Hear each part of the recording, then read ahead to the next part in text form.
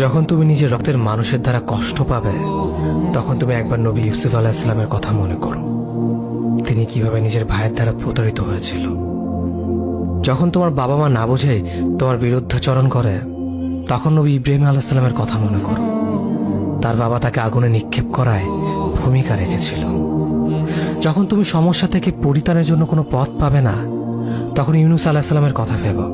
তিনি কতটা সময় তিমি মাছের পেটে আটকা পড়েছিল। যখন তোমার নামে কেউ মিথ্যা অপবাদ ছড়িয়ে দেবে, তখন মা আয়েশা রাদিয়াল্লাহু আনহার কথা মনে করো। তার নামে পুরো শহর জুড়ে কুৎসা রচনা করা হয়েছিল। যখন তুমি অসুস্থ ব্যথার যন্ত্রণায় কাতরাতে থাকো, তখন নবী আইয়ুব আলাইহিস সালামের কথা ভেবো। তিনি ভয়ঙ্কর এক ভাইরাসজনিত রোগে আক্রান্ত হয়ে তোমার থেকে বেশি কষ্ট পেয়েছিল। যখন তুমি দিনের কোনো বিধান নীতিতে যুক্তি খুঁজে পাও না, তখন নবী নূহ আলাইহিস সালামের কথা ভেবো। তিনি কোনো প্রশ্ন ছাড়াই মরুভূমিতে নৌকা তৈরি করেছিল।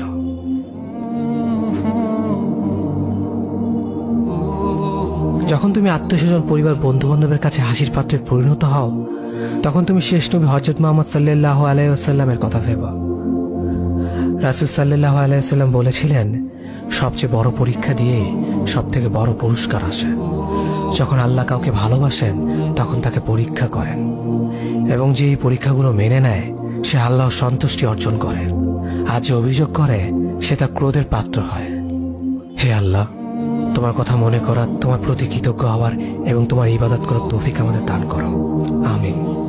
যেভাবে তুমি সন্তুষ্ট হও, সেভাবেই আমাদের পরিচালিত করো।